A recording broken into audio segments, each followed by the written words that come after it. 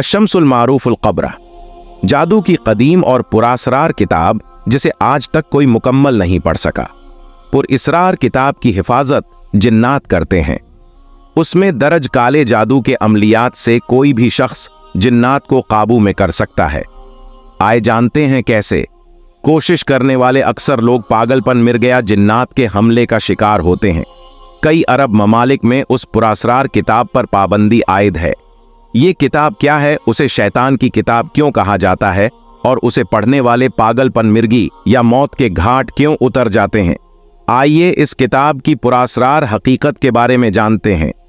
छठी सदी हिजरी को अरबी जबान में लिखी गई किताबुल शम्ल अमारिफ अलाबरा रूहानी अमलियात पर मुश्तमिल एक ऐसी किताब है जो अमलियात की दुनिया में एक पुरासरार हैसियत रखती है और आज भी मुतनाज़िया होने के बायस सऊदी अरब समेत दीगर इस्लामी ममालिक में पाबंदियों का सामना कर रही है।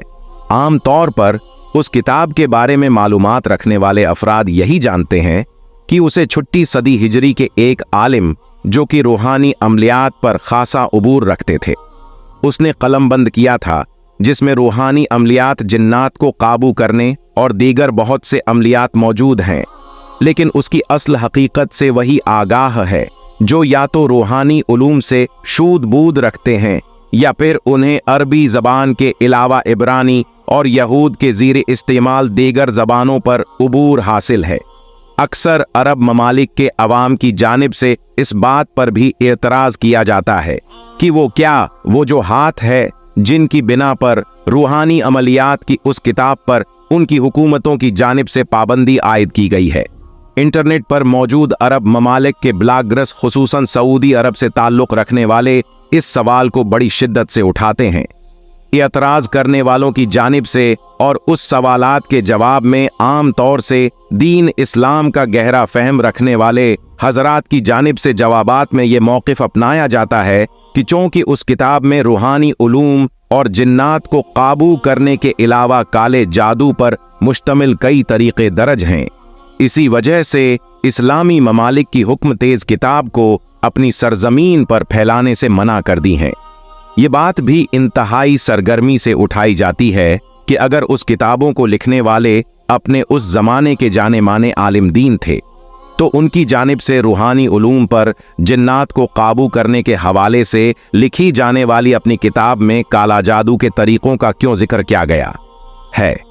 उस किताब के बारे में पाए जाने वाले सवालात और एतराज़ात इस किस्म के हैं, लेकिन उसका एक और इंतहाई अहम पहलू भी है जिससे अवामुल अन्नास की अक्सरी तला इल्म है। रब्बुतुल पर उस किताब के हवाले से पाई जाने वाली मालूमात के मुताबिक ये किताब लिखने के बाद तकरीबन 100 साल तक किसी के अहकाम की नहीं थी, क्योंकि जो भी उसे पढ़ने की कोशिश करता है या तो वो पागल हो जाता या फिर जिन्नात उस पर हावी हो जाते हैं।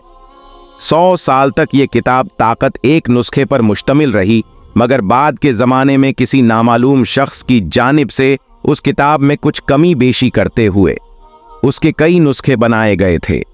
चूँकि किताब के लिखने वाले की जानिब से मुज़कूरा किताबें बाज ऐसे तरीक़े से जिक्र किए गए थे जिन्हें इस्तेमाल करते हुए कोई भी आम शख्स इंतहाई आसानी के साथ मजबूत जिन्नात को अपने काबू में कर सकता था। इसलिए जिन्नात खुद उस किताब की हिफाजत करते हैं कि कोई उसे पढ़ ना सके। बादिज़ा एक नामालूम आमिल की जानिब से उसमें कुछ तब्दीलियां करते हुए ऐसे जादुई नुस्खों को निकाल दिया गया था जिनकी उस किताब की हिफाजत पर खुद मामूर किए हुए थे। लेकिन अभी उस किताब में मौजूद काले उलूम और जिन्नात को काबू करने के दीगर तरीकों की मौजूदगी के बायस कोई भी आम शख्स उस पूरी किताब को समझ कर नहीं पढ़ पाता और उसकी कोशिश करने वाले अफराद पागलपन, मिर्गी जुनून, जादू या दीगर बीमारियों में मुब्तला हो जाते हैं। अगरचे इल्म माँ की जानिब से एहतियात को बरकरार रखते हुए उस किताब और उसके लिखने वाले पर इंतहाई मुहतात अंदाज में तबस्सुरा किया जाता है, लेकिन बाज़ ज़राया से फैलने वाली मालूमात में उस किताब के लिखने वाले को बराह रास्त यहूदी और उस किताब को इस्लाम के नाम पर कुफ्र का मजमुआ करार दिया जाता है।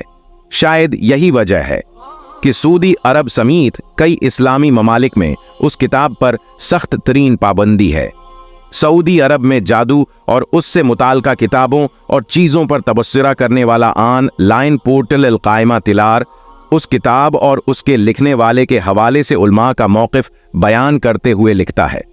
اس کتاب کے لکھنے والے امام احمد بن علی البانی 5ویں صدی ہجری کے اوائل میں پیدا ہوئے اور چھٹی ہجری کے اوائل میں اس دنیا سے رخصت ہو گئے۔ ان کا آبائی تعلق الجزائر کے شہر بونا سے تھا۔ اس کتاب کا تعلق فقہ یا دینی امور سے ہونے کے بجائے خالص روحانی علوم سے ہے۔ انہوں نے اس کتاب میں اللہ رب العزت کے اسما کی صفات اور مختلف کی صفات کے علاوہ جنات کو قابو کرنے اور ان سے نجات پانے کے طریقے ذکر کیے ہیں۔